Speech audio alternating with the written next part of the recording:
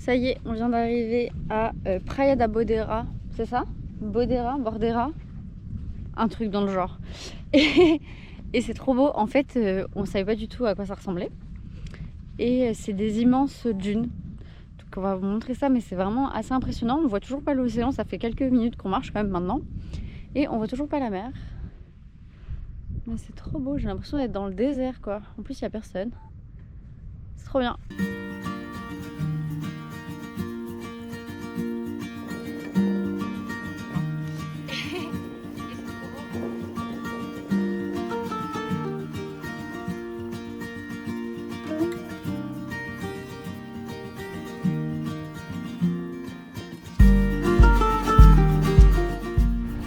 L'impression de faire du surplace dans le sable.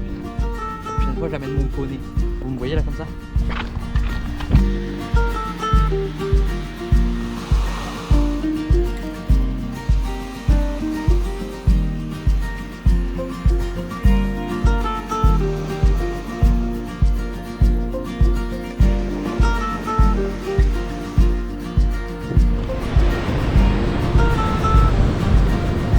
Bonjour, je fais des photos de tout et de n'importe quoi.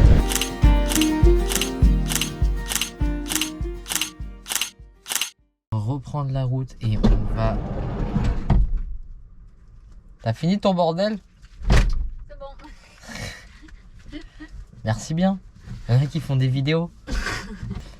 Bon du coup là on reprend la route et on va à l'endroit le plus au sud-ouest du Portugal, vraiment genre tout en bas. On va au Cap Saint-Vincent. Donc c'est parti, deuxième spot de la journée, on trace.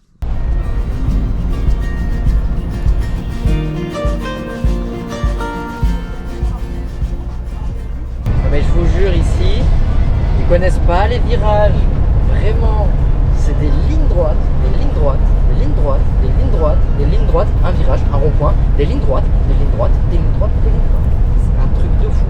Bon, ça y est, on est arrivé à Sagres et on voulait faire du coup le Cap Saint-Vincent. Sauf que c'est en travaux, nous n'étions pas au courant. Donc, bah, c'est un échafaudage quoi. C'est derrière ce truc là. Je suis en train d'essayer de me protéger du vent. Donc on sait pas en fait, on va aller voir, mais bon, pour voir des échafaudages, on peut aller partout dans le monde, donc voilà. C'est un peu dommage, mais c'est pas grave, c'est le jeu.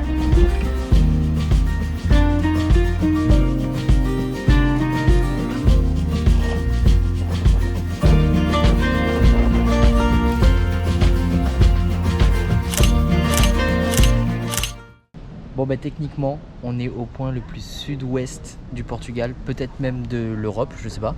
Et au final c'est un peu décevant parce qu'il y avait un phare, mais bah il est en travaux. Donc là c'est juste des échafaudages. Mais c'est pas grave, on s'est quand même rendu au point le plus sud-ouest du Portugal. Et puis après on reprendra la route, bah comme d'hab quoi, de toute façon tout le temps sur la route. Hein.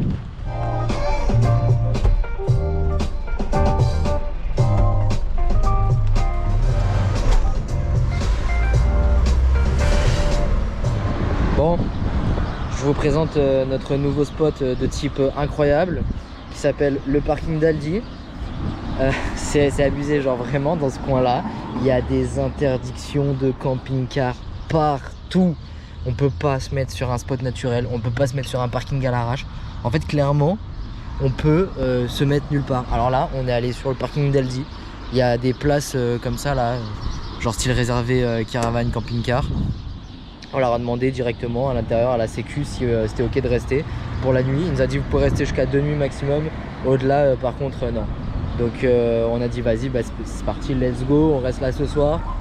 Et demain on verra si on reste là, si on part. On verra. En tout cas ça vend pas du rêve, mais genre clairement pas. La seule chose qui vend du rêve c'est que demain matin on va pouvoir prendre le petit déj, des petits croissants de Challis. Voilà, c'est tout. Mais ça vend pas du rêve non plus au final. Bon bah après avoir passé une des nuits les plus calmes de notre vie sur ce spot incroyable, le parking d'Aldi toujours, on prend la moto et on va aller explorer un petit peu les alentours parce que vu comment c'est la merde pour se garer, on peut y aller en van et ça c'est cool d'avoir la moto parce que du coup c'est sans la moto et on va vadrouiller comme on veut.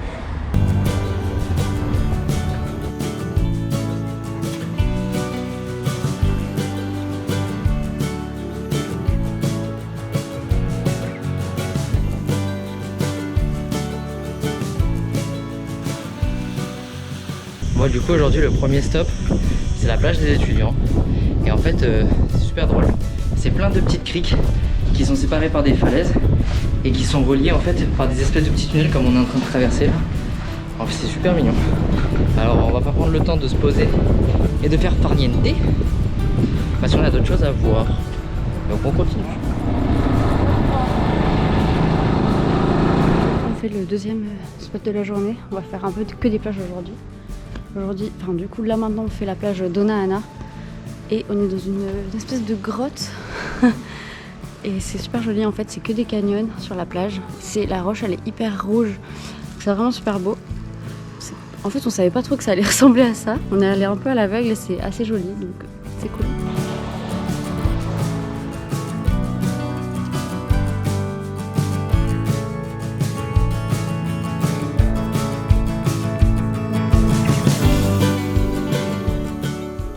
Max, si tu passes sur la vidéo, t'as droit à ta plage toi aussi. Ça me fait trop rire. Bon allez du coup, là on est sur la pointe de Piedade et je pense que ça va être le dernier spot parce que commence à faire faim. En tout cas c'est vraiment stylé. Bon je pense pas que vous allez voir la caméra mais je vais faire d'autres plans. Des espèces de grosses crevasses dans la roche. C'est vraiment cool.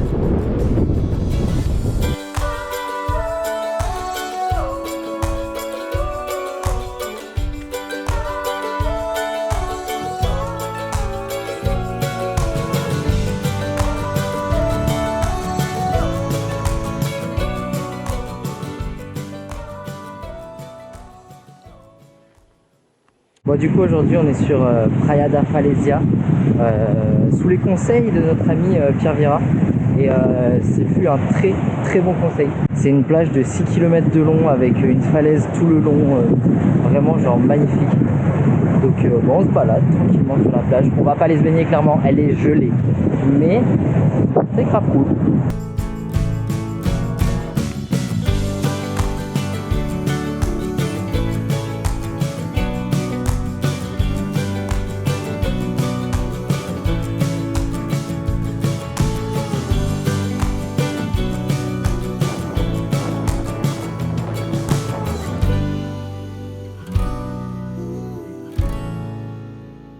Bon, faut qu'on parle.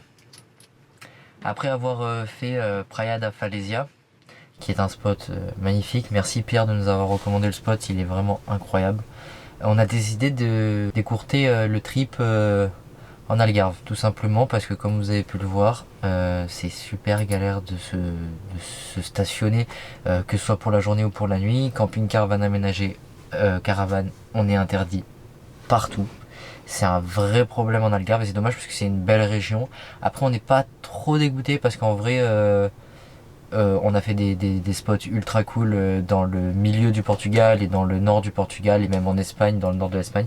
Donc en vrai des spots voilà à l'océan, on en a fait des vraiment cool donc on n'est pas trop dégoûté. Mais on n'a pas envie de se prendre la tête à dormir comme la dernière fois sur parking d'Aldi, ce genre de choses. C'est pas pour ça qu'on est parti en van. Et on n'a pas envie du coup de vivre une expérience moins bien en van juste pour aller visiter des trucs qu'il faut visiter parce que genre c'est le truc à visiter. Et on se plaît beaucoup plus au final sur un spot qui est pas forcément touristique, qui peut-être va pas être un truc de fou, mais genre par exemple dans une des dernières vidéos quand on s'est retrouvé sur la plage immense tout seul,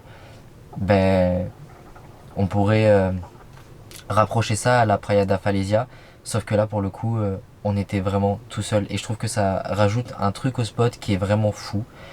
Si on écourte l'Algarve, ça fait qu'on écourte le Portugal tout simplement, donc on va sûrement repasser en Espagne et on va voir ce qu'on fait parce que du coup on n'avait pas encore prévu trop l'itinéraire du sud espagnol parce qu'on pensait avoir le temps, mais du coup voilà, donc on va sûrement passer en Espagne, on va se faire notre petit itinéraire et on va voir ce qu'on fait.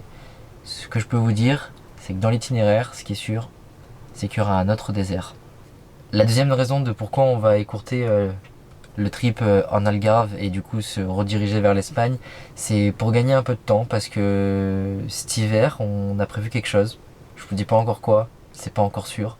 Donc pour l'instant Je vous laisse un petit peu dans le mystère, mais ça devrait être vraiment cool. En tout cas, ça va être une sacrée expérience.